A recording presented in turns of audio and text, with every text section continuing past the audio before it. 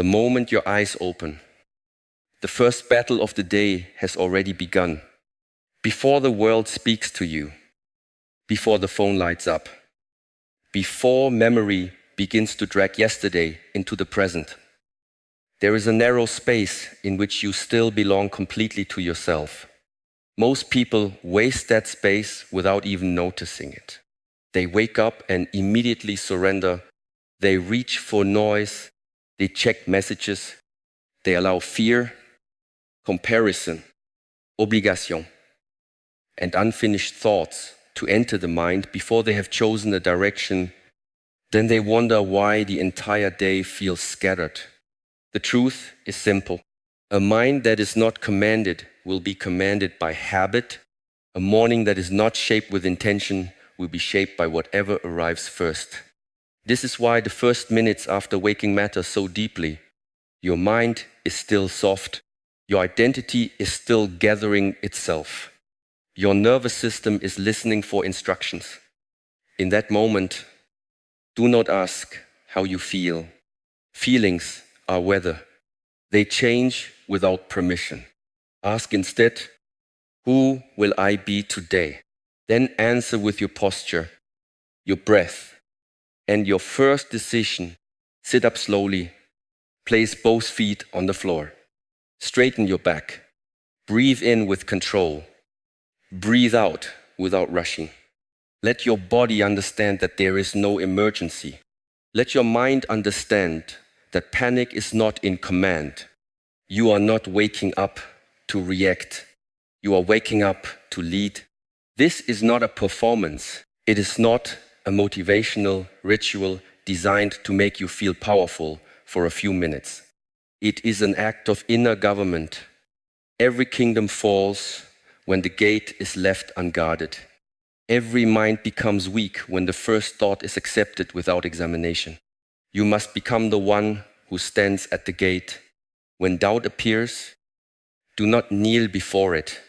When heaviness appears, do not call it your identity. When the old voice says that you are tired, behind, unprepared, or not enough, recognize it for what it is. A habit repeating itself. A thought is not a command. A feeling is not a prophecy. A memory is not a master. You can observe all of them without obeying any of them. This is where discipline begins. Not in the gym, not in the office, not in front of other people, but in the silent moment when no one is watching and no reward is guaranteed. If you can command yourself there, you will carry a different presence into the rest of the day. You will move with less fear. You will speak with more precision. You will waste less energy proving yourself. You will stop allowing small disturbances to control large parts of your life. But first, you must win the opening moment. Do not give your attention to the world before you have given direction to your mind. Do not let the screen tell you what matters. Do not let yesterday decide the emotional climate of today. Breathe. Sit upright. Become still. Then choose one clear inner instruction. Today I move with discipline. Today I finish what I begin. Today I do not abandon myself. Say it slowly. Say it until your body hears it. Say it until your attention gathers around it. You do not need to feel ready. Readiness is often the reward for action, not the condition for it. The strong do not wait for the right emotion. They create the right state through deliberate movement. The first victory of the day is not getting out of bed. The first victory is refusing to wake up as the same unconscious person who went to sleep. When you rise with command, you begin to separate yourself from the version of you that reacts, delays, complains, and drifts. You become the one who chooses. And once you have taken command of the first moment, you are ready to guard the thoughts that will try to enter next. Once you have taken command of the first moment, the next responsibility is to guard the entrance. The mind in the morning is open, impressionable, and hungry for direction. It absorbs whatever reaches it first, whether that is truth or fear, purpose or distraction, discipline or noise. This is why you must become the gatekeeper of your inner world. Not every thought deserves entry. Not every emotion deserves authority.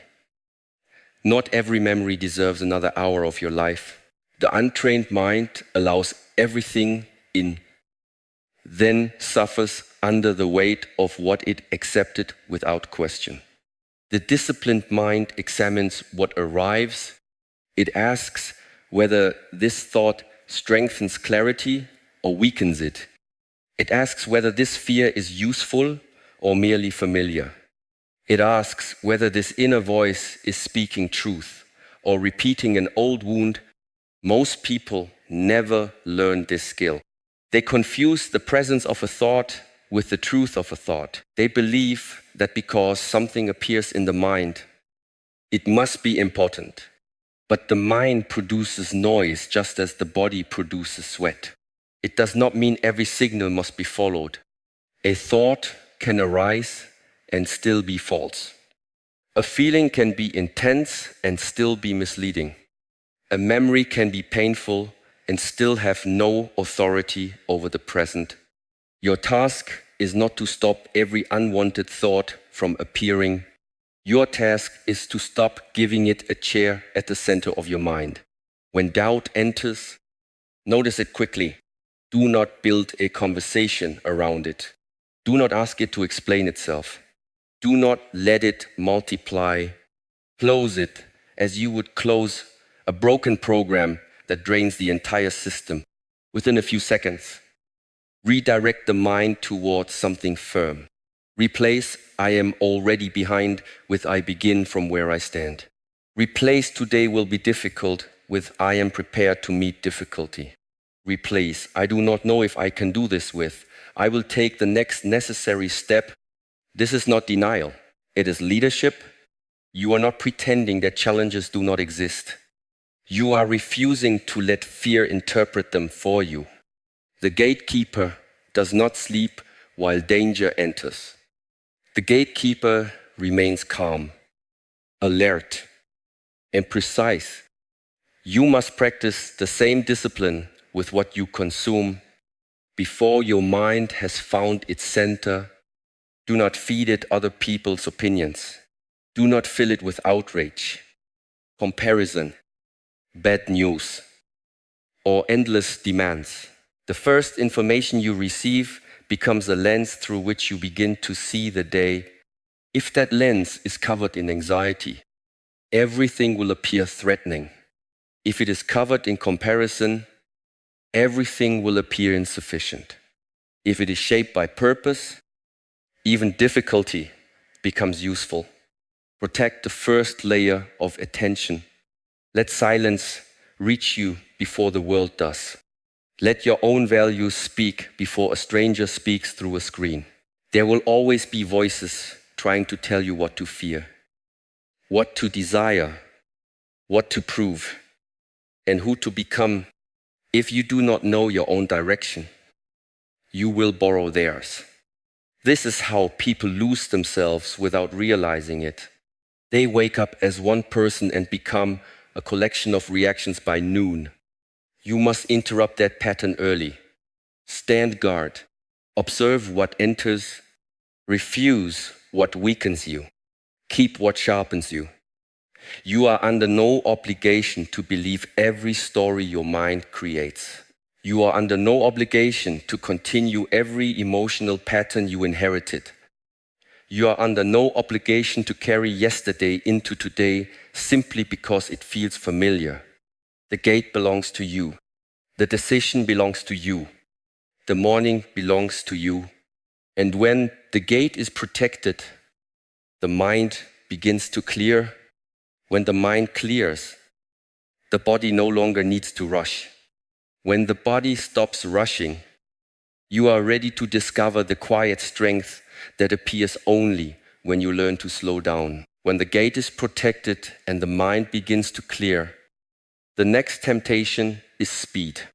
The world has trained you to believe that moving faster means becoming stronger. You wake up and immediately feel late. You think about everything that must be done. Your breath becomes shallow. Your shoulders tighten. Your thoughts begin to race ahead of your body before the day has truly started. Your nervous system is already preparing for danger. This is how panic enters without announcing itself. It does not always arrive as fear. Sometimes it arrives as urgency. Sometimes it sounds like responsibility. Sometimes it tells you that you must move faster or you will fall behind. But a hurried mind is rarely a clear mind. It reacts before it understands. It confuses pressure with importance. It makes small problems feel enormous because it has lost the space required to see them correctly. This is why slowness is not weakness. Deliberate slowness is resistance. It is the decision to refuse the emotional speed of the world. Sit still for a moment. Let your hands remain empty. Breathe in slowly. Allow the breath to travel deeper than the chest. Breathe out longer than you breathed in. Feel the body receiving the message that it is safe. Your nervous system does not always respond to words. It responds to rhythm. A fast rhythm tells it that something is chasing you. A slow rhythm tells it that you are present, aware, and in control. When you move calmly, you are not wasting time. You are preventing fear from spending your energy before the work begins. Many people live the entire day in a state of hidden emergency. They rush while eating. They rush while speaking. They rush while listening. They rush even when there is nowhere to go. Their bodies are in one place, but their minds are already fighting the next hour. This constant inner movement destroys precision. It makes them impatient with others and disconnected from themselves. They believe the answer is more effort, but what they need is a slower mind. A calm mind sees what panic cannot see. It notices what matters. It separates the urgent from the essential. It chooses the next action without carrying the weight of 10 future actions at once. You do not need to solve the entire day in the first 10 minutes. You need only to meet the present moment completely. Wash your face slowly. Drink water without looking at a screen. Walk with awareness. Let each movement tell the mind that there is no need to flee. This is not laziness. Laziness avoids action. Calmness prepares action. The warrior does not waste strength by swinging the sword before the opponent arrives. The warrior studies the ground, controls the breath, and waits until movement becomes necessary. You must learn the same economy of energy. Do not spend yourself on imagined disasters. Do not rehearse arguments that have not happened. Do not carry unfinished conversations into the morning. Each time the mind rushes toward fear, bring it back to the body. Feel the feet on the floor. Feel the air entering the lungs. Feel the spine becoming upright. The present is smaller than the mind makes it. The task in front of you is often manageable. It becomes unbearable only when you attach the whole future to it. Slow down enough to see one step. Then take it fully. Calmness is not the absence of intensity. It is intensity without chaos. It is strength that does not need to tremble. It is power that does not need to shout. When others react, you observe. When others accelerate blindly, you remain deliberate. When pressure rises, you lengthen the breath and shorten the distance between attention and action. This is how you stop the survivor state from controlling the day. This is how you preserve clarity before the first challenge arrives. But once the body becomes calm, another layer of disturbance becomes easier to hear. The old conversations, imagined conflicts, comparaison, regret, and unfinished fears begin to whisper from within. Slowing down reveals the noise that speed was hiding. And now that you can hear it clearly, you are ready to cut it off before it grows. Once slowing down reveals the noise that speed was hiding, you must decide what deserves to remain. The mind can become crowded long before the day begins. Old conversations return. Imagined arguments repeat. Regret drags the past into the present. Fear projects the future onto a moment that has not yet happened. Comparison enters quietly and begins measuring your life against someone else. None of this noise asks for permission. It simply appears, then waits for your attention. If you feed it, it grows.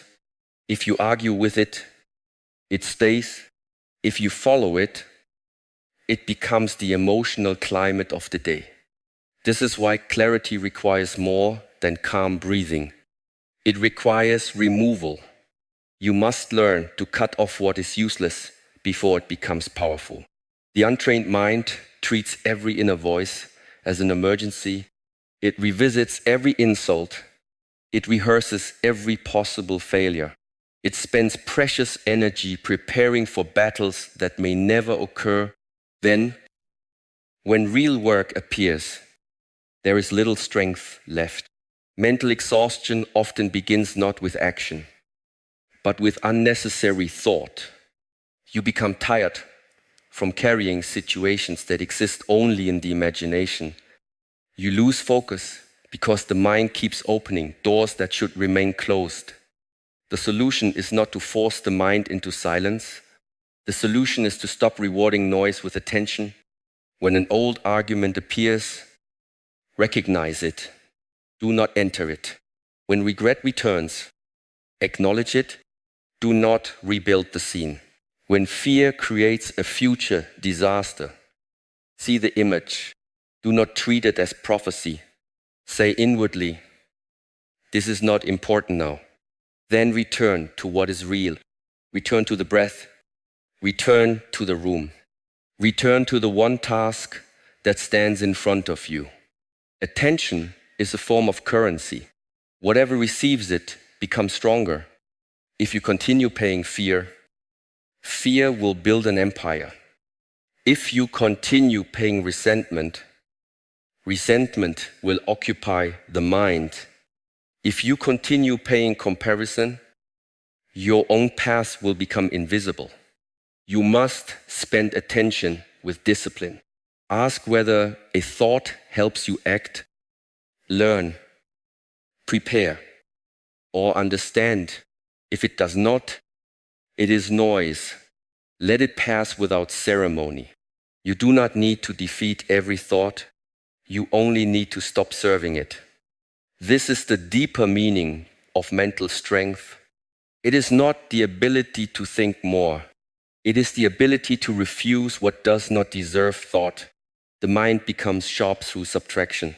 A blade is useful because the unnecessary metal has been removed. Your attention becomes powerful in the same way. Remove the imagined conflict. Remove the endless explanation. Remove the need to prove yourself to people who are not present. Remove the habit of replaying what cannot be changed. Each act of removal creates space.